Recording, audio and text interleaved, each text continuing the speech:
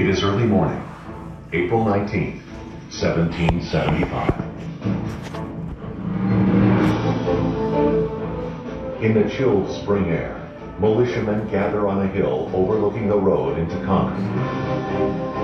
Farmers, blacksmiths, millers, old men and young.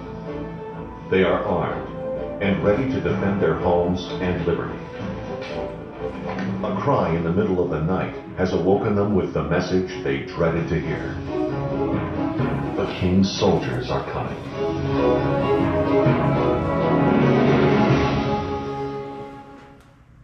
For the past year, the patience of the people of Massachusetts has been pushed to its limit.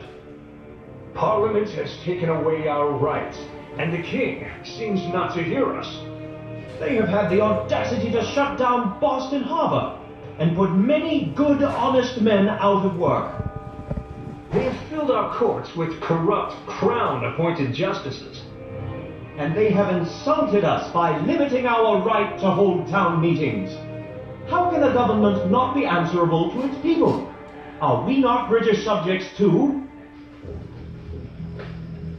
Fearing that they may be forced to defend themselves against the king's soldiers, people have amassed a vast stockpile of military supplies in towns across the colony. Ammunition, food, arms, enough to equip an army of 15,000 men. Large quantities are stored in Concord. The king's soldiers are now marching from Boston to seize and destroy these supplies. Fortunately, a spy has warned the colonists of the army's plans, giving them plenty of time to remove and hide the weapons. 6:30 a.m. The Concord and Lincoln militia companies await the king's regulars. As they do, they receive shocking news. Shots had been fired earlier in Lexington, but no one is certain what has happened, or if anyone has been killed. A shiver runs through the men in Concord. Will shots be fired here too? 7 a.m. The king's soldiers arrive, about 700 strong, marching down Brooks Hill. The sight is terrifying to us. They make a noble appearance in their red coats, the sun glistening on their bayonets. Parties of regulars scour the town of Concord, looking for weapons and supplies.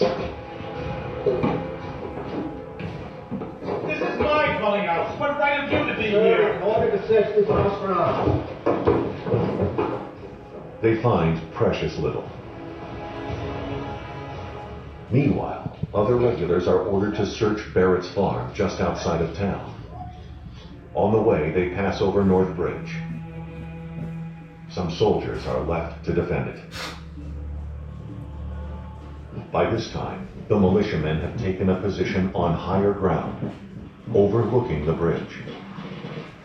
With the arrival of the Bedford and Acton militia companies, their number now stands at 400 strong, including some black slaves. The men wait nervously and wonder what to do next. About 9 a.m., smoke is spotted rising in the distance. It appears to the men that the regulars have set the town on fire.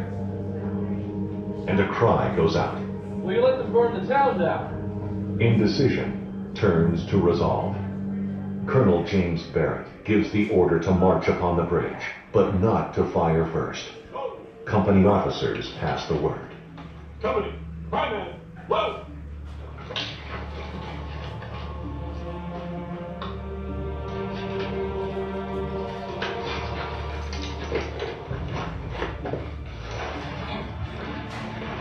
As the militia march down the hill, the regulars quickly retreat back across the bridge to safer ground.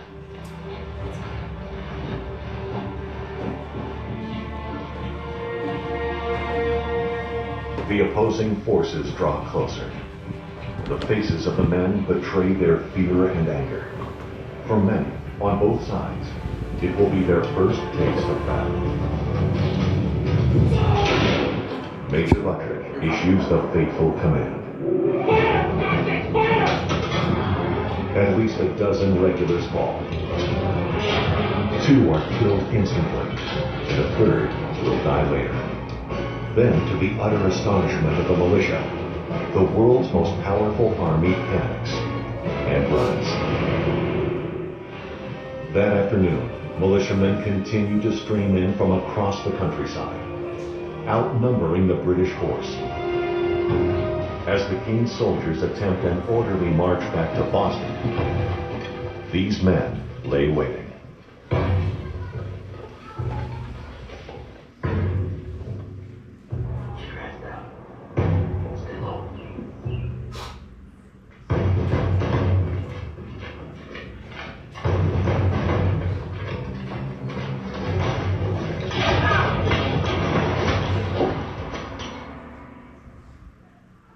The fighting only intensifies until any semblance of order collapses into chaos. As combat turns to carnage, the blood of both sides staining the fresh spring grass. By nightfall, 73 regulars lay dead. 49 militiamen have also been killed. Both sides are stunned by the horror of Englishmen killing Englishmen. But the cache of hidden weapons remains secure and ready to be used. The alarm continues to spread as towns across the colony answer the call to arms. Within days, 20,000 militiamen surround Boston. We have no desire for our troubles to come to this, but we will never submit to tyranny. We appeal to heaven. There could be no turning back. In time, a bloody revolution would follow, culminating in the birth of a new nation, founded on a belief in liberty, and inspired by the bravery of the militia on that fateful morning of April 19, 1775.